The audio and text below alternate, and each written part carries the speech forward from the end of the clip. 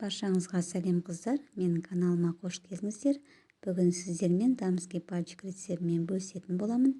Егер де менің каналыма тіркелмеген болсаңыздар, тіркеліп, комментарий жазып кетіңіздер. Ол үшін бізге асты қалың ыдысымыз қажет және майымызды, суымызды осылай қостық. Енді майымыз жақсылап ерігенше араластыратын боламыз. Бір ескеретін жайт, суымыз қайнап кетпеу керек, сол үшін газымыздың астын пәстеу қойыңыздар. Және майымыз ерігенше жақсылап араластырып тұрыңыздар.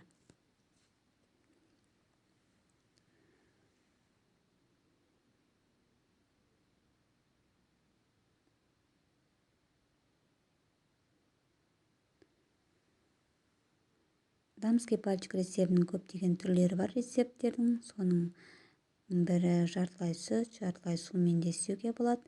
Және де құр сумен істесеңіздер де өте әдемі шығады.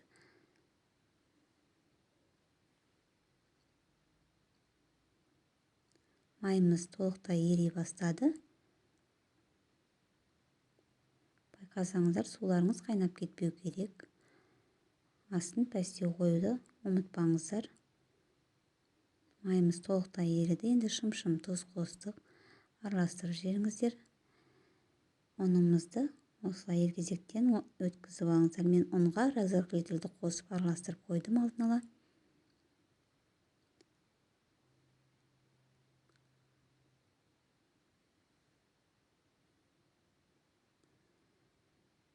Бір ескеретін жайт, ұнымыздағы су толық тарқау керек.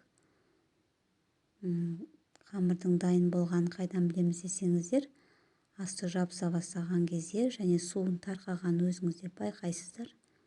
Егер су жөнді тарқамаса, онда біздің профитроллеріміз, яғни дамский пальчигіміз дұрыс шықпайды. Соны ескеріңіздер.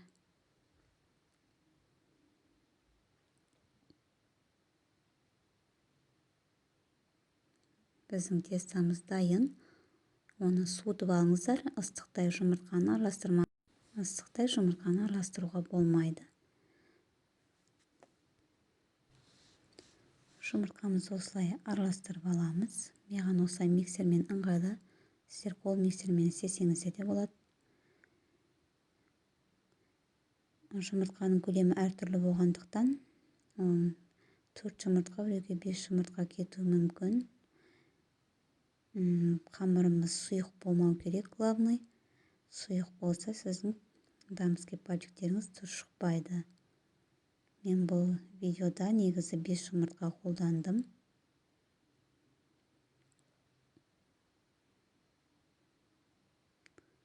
Қамырымыз не сұйық емес, не қою емес, орташа болу керек.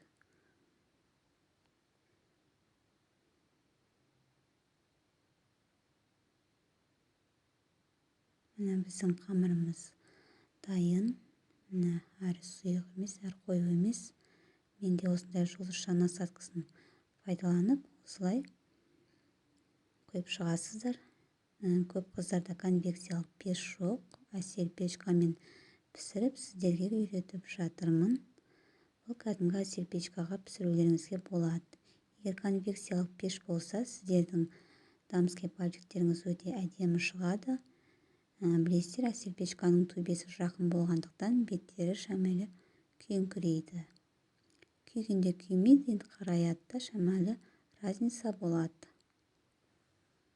Мен байқасаңыздар, беттері шамалы қызарған. Оның осындай дамский пальчиктеріміз дайын. Бұған сіздер кез келген начинканы пайдалансаңыздар болады. Немесе менің рецептімен осылай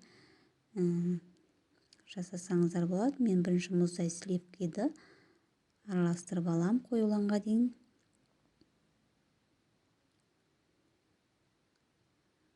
Қоюлана бастаған кезде сахарный пудрамызды 2 бөліп есіп араластырамыз.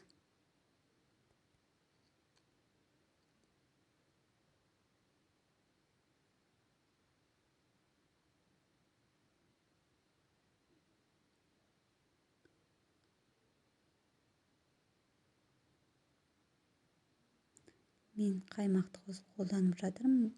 мына 25% қаймақ.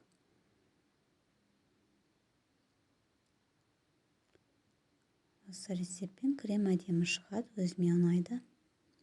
Бұған сіздер сгущенка қоссаңыздар да болады. Жоқ, творожный сырмен істесеңіз де болады, бірақ қатты қою болып кетпеу керек.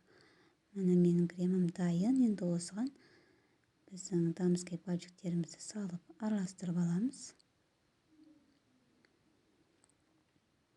Мен бұл рецептпен тортты өз отбасыма дайындадым. Сондықтан қолмен ұстадым. Оған сіздерден кешірім сұраймын. Көптеген кондитерлер перчатка киеді. Енді бұл өз отбасыма жасалғандықтан мен қолмен ұстап жасадым. Оған аса мән бермеңіздер. Осылай бәрін қойып аламыз. Және шоколадымызды осындай мешокқа салып ертіп ыстық сумен, және бетін осылай әсемдесеңіздер болады. Және үстіне әртүрлі жеміс-жидектерді қолдансаңыздар болады. Мен үйде бар жаңғағымды қолдандым. Ас болсын.